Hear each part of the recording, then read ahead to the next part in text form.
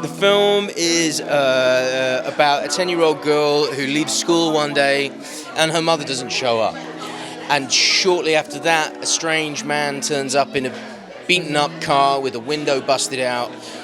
And it's her estranged father. And you don't really know what his motives are, what his intentions are to begin with, but what you learn is that he is there to save her life because he's done something that means the gang he was formerly affiliated with are out to get them both. So it's a road movie where two people are trying to escape from a set of villains, but it's also a movie about two estranged people finding each other one again and I think falling in familial love. Really, if there was a big reason, it was probably Nick, the filmmaker, and the story. You know, I loved Jordan Harper's novel when I read that after reading the script, and I just thought the world was distinct and interesting. And Nick's first film I thought was amazing, Calm with Horses, or The Shadow of Violence, and yeah, I just wanted to work with him. My character, Polly, in the beginning of the movie, she's very shy and doesn't really have friends, and she's just not social, and throughout the movie, she gets put into all these crazy circumstances she has to go through, and she's basically forced to be strong and confident, and she learns a lot from her dad, and throughout that she gets stronger and stronger. And about the film, I think that this film is about the Nate and Polly's relationship and them just trying to survive, and Taryn trying to teach me how to survive and be strong and try to just go through all these crazy circumstances together, surviving. It was so fun. He's really nice, and he always kept it really light and happy and fun, and I always felt so comfortable on set. And even though it's really a dark movie and intense, I always felt super happy, and it never really felt intense. But obviously in the scenes I had to be intense and all of that, but behind the scenes it just felt so, I was just always so happy, so amazing. I thought that this film would be a great opportunity because it's very challenging and Polly's very different from me. So once I got the audition, I was like, oh my gosh, I really hope that I get this. And because I've always wanted to play something really challenging and different from me. And when the strike happened, after like my call back, the strike happened. So I kept asking my mom, when are we gonna hear back from them? When are we gonna hear back? And she was like, how am I supposed to know? It's the strike. And then I got the chemistry read after the strike. And then once so I was on Zoom with Taryn for that one. And then once I got it, I was so happy to do this amazing movie. And I am so grateful for it and to have the opportunity and for all of you guys to see it. Nick Rowland is really the best director ever. He's super sweet and he's also very calm. You know, he did say that he was he felt very stressed out because we had to film it in 25 days. It was really fast. But I could never tell that he was stressed out. He's always so calm and he never shows it to me. So I never felt stressed out by him. And also, there was sometimes in some emotional scenes that I felt like I wasn't able to do it, and he always calmed me down and told me that I would be able to do it and that I already did all of this in the casting. I can really do it. And I just felt, again, super comfortable and safe and happy.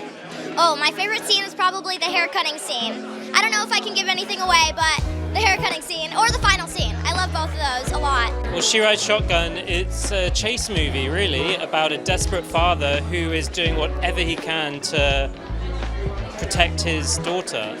But he's also trying to outrun his violent past, which is sort of catching up with him. So it's a thriller, it's dangerous, it's got car chases, it's got shootouts. But what makes this special, I think, is the central relationship between a father and daughter, which feels very true and real. And what I love about it is that there's real tenderness and heart at the center of this movie.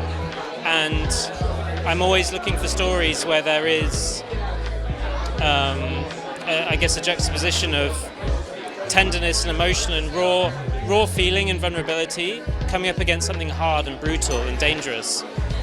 And I really, really hope people respond to that blend, you know. I think it's a story about realizing that even if you've made every wrong decision in your life, there's still time to make one good one. I was sent the script and the novel at the same time.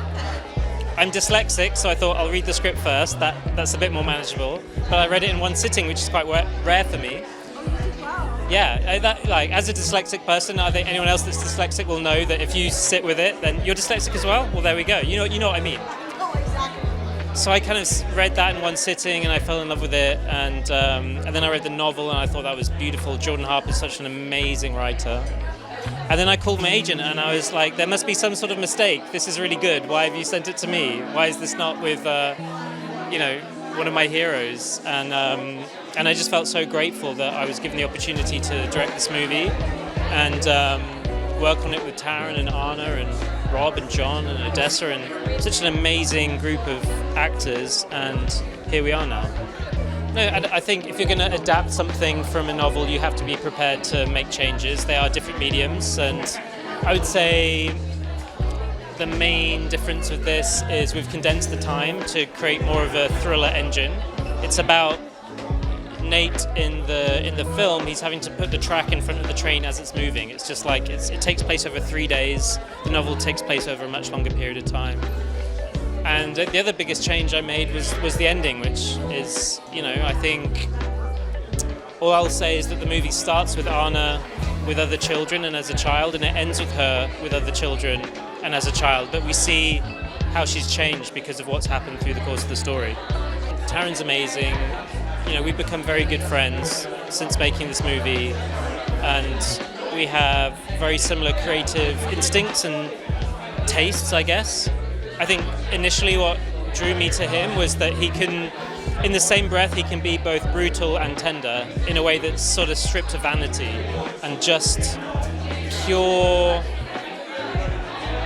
in the way that he listens and responds and just stays in the moment. I think with Anna, we have someone fearless and emotionally brave and emotionally intelligent beyond her years, but she's Anna's a bit like a storm chaser. She runs towards emotion. She wants to get right in there, and anytime you try and hold her back, she gets frustrated. She wants to keep going. She wants to go further and further. And there have been some amazing performances from young actors over the years. Looking at the TV show Adolescence recently is another good example. I think Anna holds her own and then some. I'm so excited for people to see what she does in this film. So I'm so proud of her, and I can't wait to see what she does next. It's like a dream, both in that it's amazing that it's happening and also because it's totally bizarre and kind of unbelievable. It doesn't feel real to have a daydream in 2012 about a little girl on the run with her dad, and then, fast forward and you're seeing it on a screen with people saying the words you wrote and words you never thought of. It's insane. It's great. For me, Anna is the real jewel of this. She's Polly. It's very bizarre to think of something in your head and then see it literally come to life in the form of an actual living, breathing young actress. It's incredible, isn't it? It's very strange. Can I tell you something I have over here in a backpack? She carries a bear throughout the film that is literally based on my childhood teddy bear. I literally sent photos of my teddy bear to Nick, and it's not a perfect replica, but it's inspired the teddy bear in the film. I hope that audiences are given something I think audiences have been wanting recently, which is something that's incredibly well made and with a real heart, but also full of action and thrills and suspense, because I don't think movies need to be put in one category or the other. I think most people like good movies, whether they're good action movies, good thrillers, good art house movies. People just want good movies that kind of deliver on all levels. It is, I'm not sure if it's a spoiler, it's Polly and the bear at the end of the film, and what she does is the first scene of the book I ever wrote, and so it's always been the most important scene to me, and to see it on screen it literally had chills the first time I saw it.